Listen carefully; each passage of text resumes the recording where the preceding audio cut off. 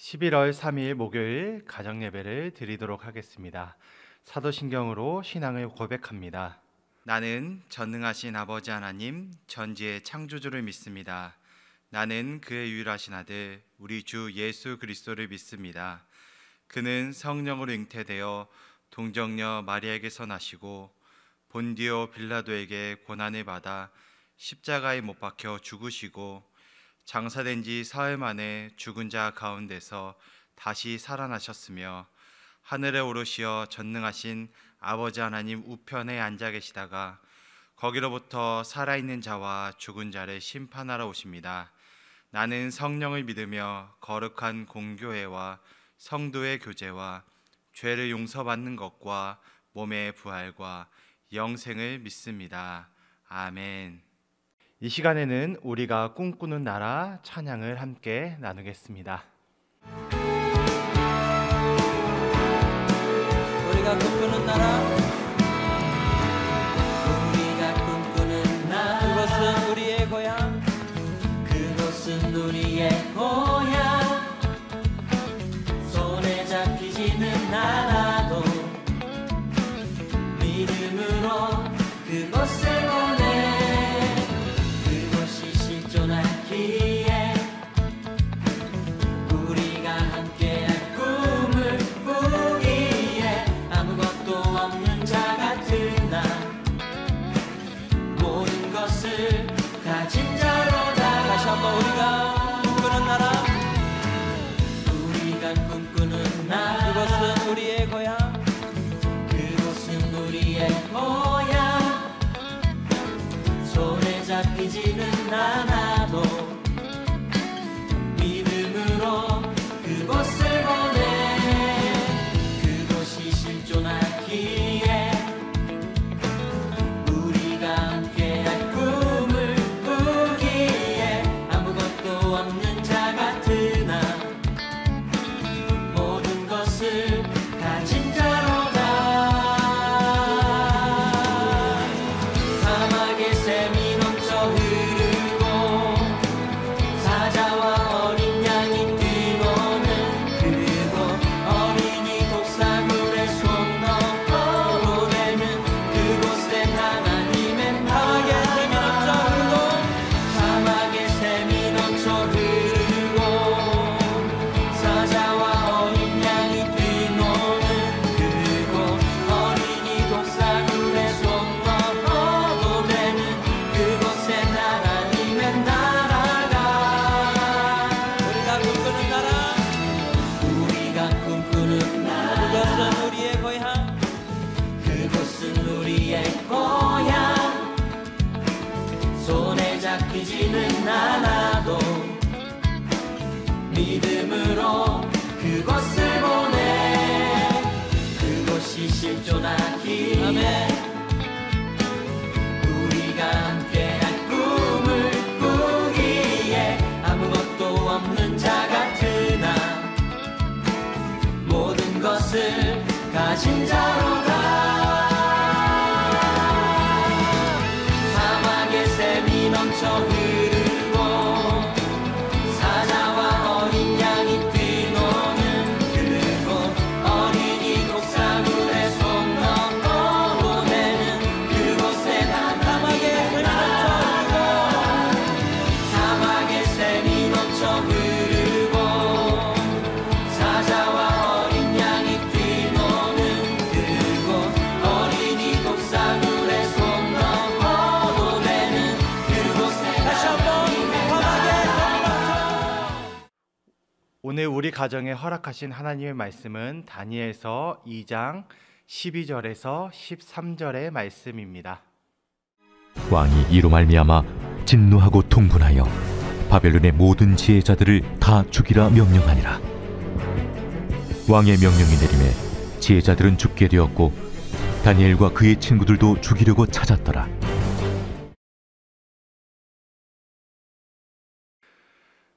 고대 세계는 꿈과 환상을 신적 메시지로 여겼습니다.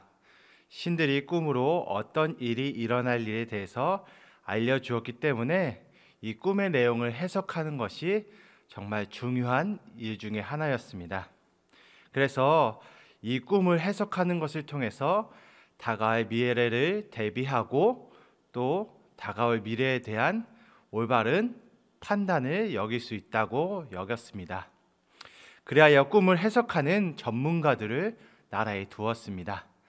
2절 말씀에 박수와 술객과 점쟁이와 그 술객이 바로 꿈을 해석하는 전문가들이라고 할 수 있습니다. 느부갓네살이 꿈을 꾸고 그로 인해 마음이 번민하였고 또 잠을 이루지 못하는 상황이었습니다. 그 꿈에 느부갓네살 왕은 나라의 운명이 좌지우지 될 거라고 생각했던 것입니다. 느부갓네살 왕은 이 박수와 술객들을 부르게 됩니다. 그리고 이들과의 3번의 대화가 오늘 본문에 나와 있습니다. 이 왕이 부른 갈대아 술사들은 예를 갖추어 왕에게 인사합니다. 그리고는 꿈을 알려주면 그들은 해석하겠다라고 대답합니다. 그런데 왕이 이례적으로 이 꿈을 해석하기 전 꿈의 내용까지 먼저 파악하라 라고 말합니다. 왕의 말은 거기서 그치지 않고 거친 말이 등장합니다.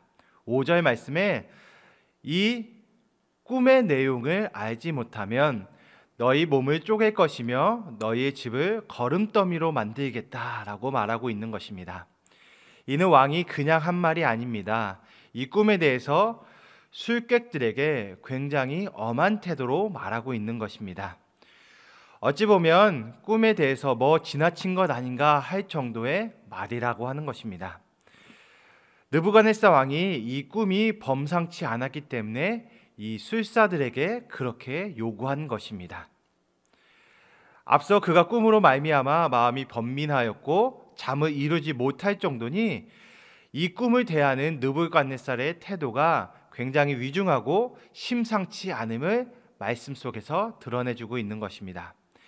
그래서 이 꿈을 술사들이 내용을 파악하고 해석해내지 못한다고 하면 가장 잔혹한 징벌인 사지를 찢는 형벌을 그들에게 내리겠다라고 말하고 있는 것입니다.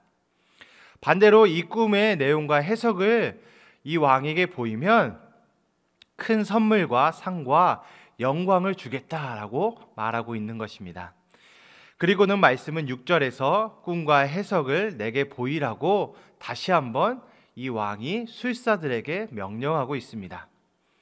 술사들은 처음 왕을 대면할 때보다 더 심히 당혹해하며 조심스럽게 왕에게 아뢰입니다. 왕은 꿈을 종들에게 이르소서, 그리하면 우리가 해석해 드리겠나이다. 4절의 말씀의 반복이 7절에서 이야기하고 있지만 이 첫 번째 왕의 말을 들은 이 술사들은 더욱더 조심히 왕에게 말하고 있다라는 것입니다. 술사들에게 이런 경우가 없었던 것입니다. 꿈의 내용을 들어야 이 술사들이 가진 꿈을 해석하는 기술들로 그 왕의 꿈을 해석해 낼 수 있었기 때문입니다. 이렇게 꿈을 알려주는 경우에만 해석할 수 있다고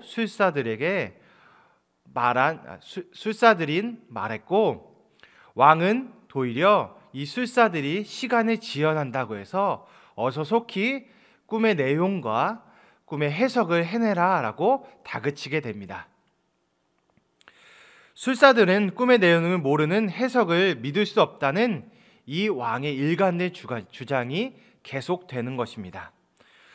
왕은 꿈을 꾼 사람만이 아는 꿈을 술사라고 해서 해석을 해낼 수 없다라는 것을 말하고 있는 것입니다.